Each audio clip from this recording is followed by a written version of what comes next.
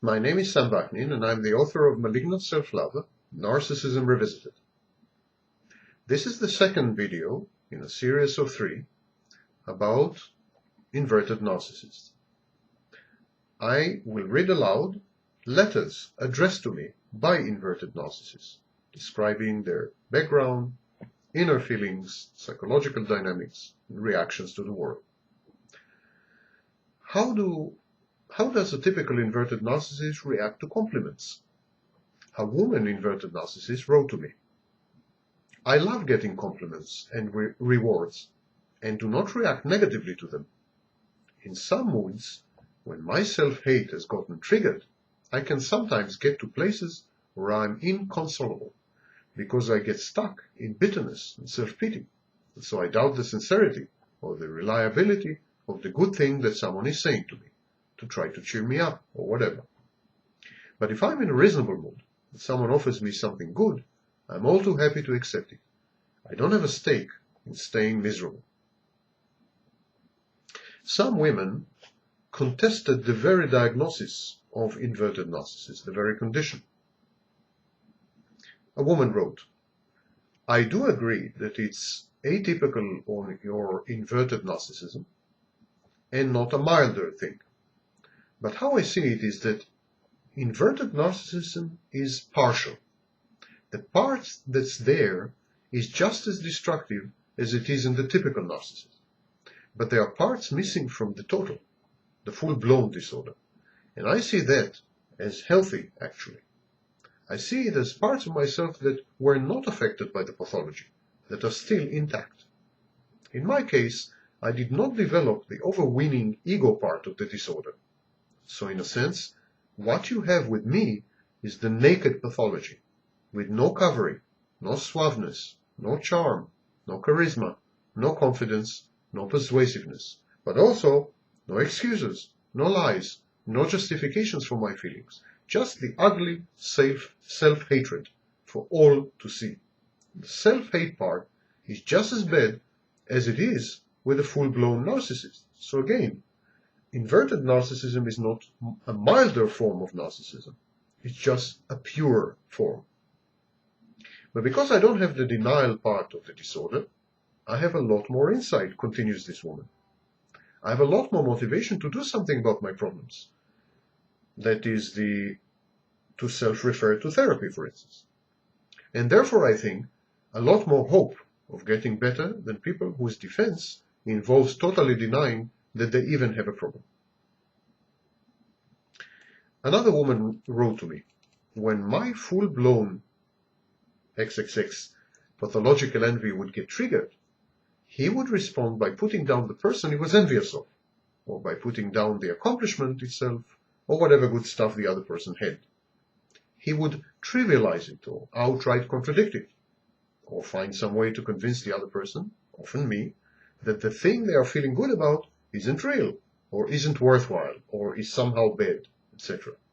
He could do this because the inflated ego defense was fully formed and operating with him.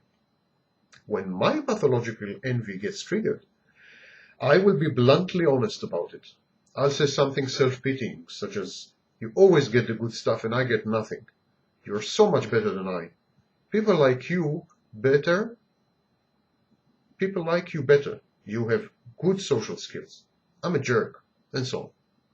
Or I might even get hostile and sarcastic. I might say, 'Well, it must be nice to have so many people worshipping you, isn't it?'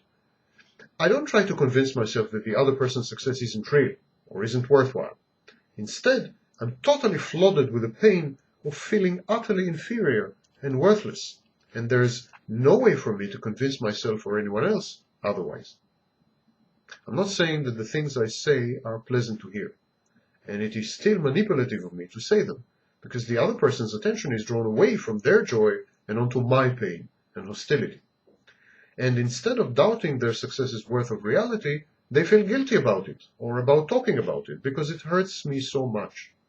So, from the other person's point of view, maybe it's not any easier to live with a partial narcissist than with a full-blown one, in that their joys and successes lead to pain in both cases.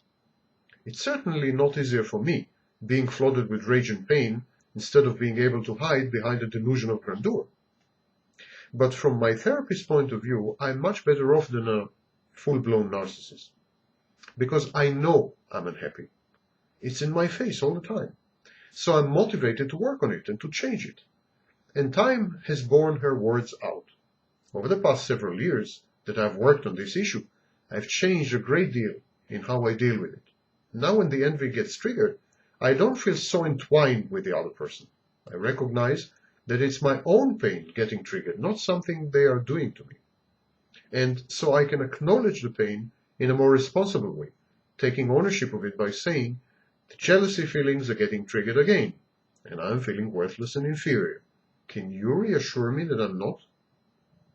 And that's a lot better than making some snide, hostile, or self-pitying comment that puts the other person on the defensive or makes them feel guilty. This woman continues to write, I do prefer the term partial rather than inverted. So partial narcissist, not inverted narcissist, because that's what it feels like to me. It's like a building that's partially built. The house of narcissism, uncompleted. For me, the structure is there, but not the outside. So you can see inside the skeleton to all the junk that's inside, but there's no facade. It's the same junk that's inside a full-blown narcissist, but their building is completed, so you cannot see inside. Their building is a fortress, and it's almost impossible to bring it down. My defenses are not as strong as a full-blown narcissist, which makes my life more difficult in some ways because I really feel my pain, but it also means that the house can be brought down more easily and the junk inside cleaned out. How do inverted narcissists think about the past and the world in general? An inverted narcissist female wrote to me, I don't usually get rageful about the past. I feel sort of emotionally cut off from the past, actually. I remember events very clearly, but usually can't remember the feelings attached to them. When I do remember the feelings, my reaction is usually one of sadness, and sometimes of relief that I can get back in touch with my past. But not rage. All my rage seems to get displaced on the current people in my life. Another inverted narcissist says, when I see someone being really socially awkward and geeky, passive-aggressive, indirect, and victim-like, it does trigger anger in me because I identify with that person and I don't want to. I try to put my negative feelings onto them, to see that person as the jerk, not me. That's what a narcissist does, after all. But for me, it doesn't completely work, because I know consciously what I'm trying to do, and ultimately I'm not killing anyone, least of all myself. Do inverted narcissists experience self-pity and depression? Here's one woman's take. More self-pity and depression here, not so much rage. One of the things that triggers my rage more than anything else is the inability to control another person, the inability to dominate them and force my reality on them. I feel impotent, humiliated, forced back on my empty self. Part of what I'm feeling here is envy. That person who can't be controlled clearly has a self, and I don't, and I just hate them for it. But it's also a power struggle. I want to get narcissistic supply by being in control and on top, and having the other person become submissive and compliant. Do inverted narcissists regret or admit mistakes as opposed to classic narcissists? Here's what one inverted narcissist woman writes. I regret my behavior horribly, and I do admit my feelings. I'm also able in the aftermath to have empathy for the feelings of the person I've hurt. And I'm horribly sad about it, and ashamed of myself. It's as though I'd been possessed by a demon, acted out all this abusive, horrible stuff, and then, after the departure of the demon, I am back in my right mind, and it's like, what have I done? I don't mean that I'm not responsible for what I did. In other words, the demon made me do it. But when I'm triggered, I have no empathy. I can only see my projection onto that person as a huge threat to me, someone who must be demolished. But when my head clears, I see that person's pain, his hurt, his fear, and I feel terrible. I want to make it up to them. And that feeling is totally sincere. It's not an act. I'm genuinely sorry for the pain I've caused the other person. Is narcissistic rage the exact equivalent of the rage felt by the inverted narcissist? Here's what one woman has to say. I wouldn't say that my rage comes from repressed self-contempt. Mine is not repressed. I'm totally aware of my self-contempt.